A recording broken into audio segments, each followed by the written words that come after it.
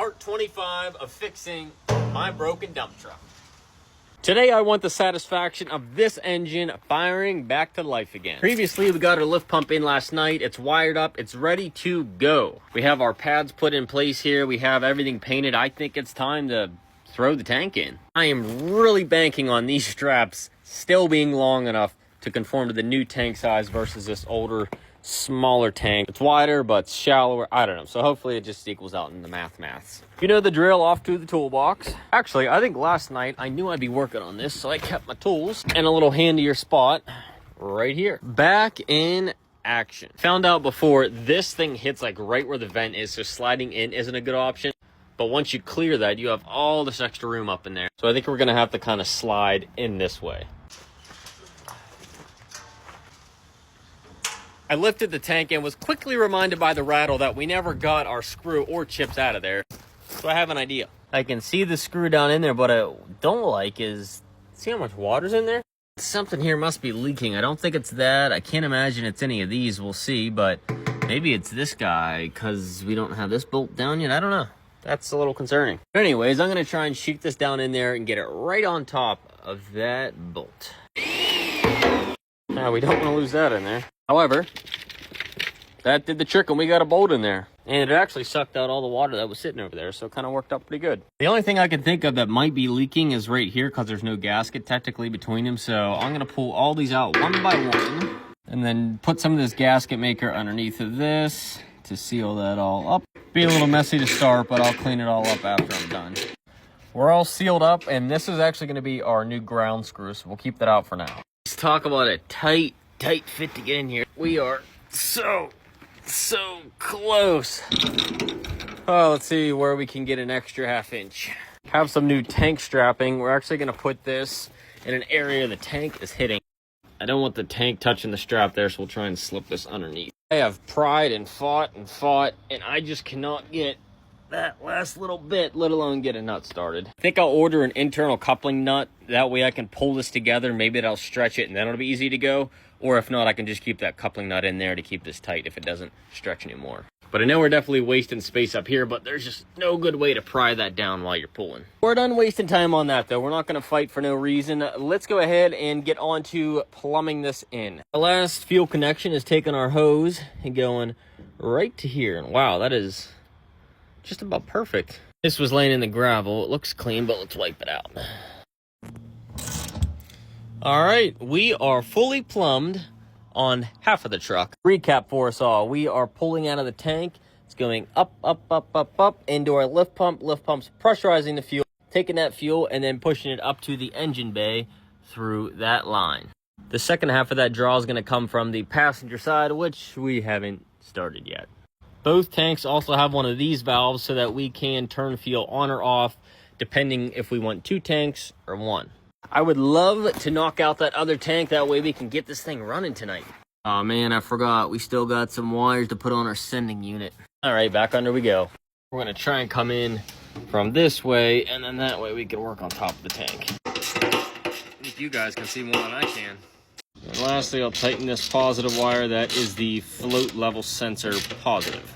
Next up is hose for the vent. This won't see any pressure, so all we're gonna do is slip that on the barb fitting, and that will simply face down to the ground on the back of the tank. This side, minus the tank straps, finito. I wonder if our fuel gauge works though. We'll know real quick if we got the wrong one, I think. If we turn this on and it jumps to like full, then we got a problem. Aw, you kidding me? Oh, man. As I literally said, if it jumps to full, we have a problem. I don't know, I'm about done guessing on my ohms. I've tried to research so much. If someone has this vehicle and knows the correct ohms for that sensor, please let me know. As much as I hate to think about the thought of taking this tank out again, I suppose that is a possibility. Onto the passenger side, that line does not look good. I thought we were home free, but that line goes to the engine. We gotta figure out what it is. Probably a return line of some type.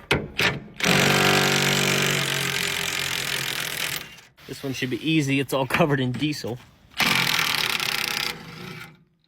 Sure was. I swear there was a washer there, but I cannot find it. Let's try and chase that line that went to the other side of the truck. I'm thinking that line right there is it, but I really have no way to kind of get up in there and see. Little bit tricky to try and get up in there. Let's see what we can do. Underneath the truck, looks like I can see a little better here. I'm gonna try and insert myself up over these hoses, and I think it's one of those lines up there. We have arrived up in here, and I think it's up here. I'm gonna use my phone to try and see what we're looking at. This is the hose we're after, and I can see the connection there. That does not look pretty at all. Looks like it goes up the side of the block, and I can't see from there. I'm assuming up to the pump. Let's get back out of here and then see where that goes from the side of the block. Hey, look at that. I think I lost this one day. This is one of those nights where you feel like you're doing so much, but in reality, you're doing so little.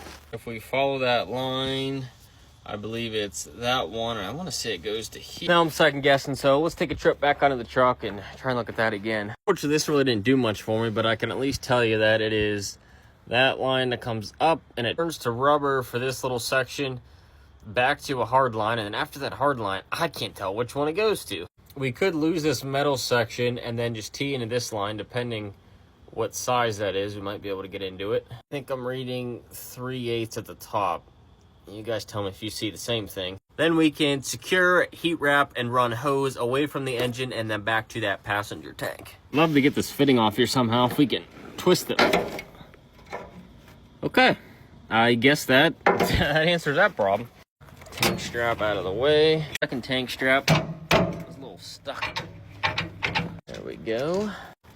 In theory, this should be empty. Double check to make sure no line's connected. All right, and there it is. That thing was pretty freaking heavy for being light. I ain't buying it, it's empty. Heck no, that thing still has like a quarter tank in it.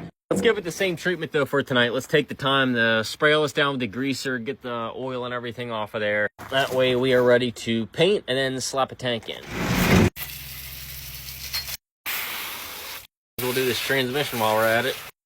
That stuff is indeed doing its job. It's some nasty stuff.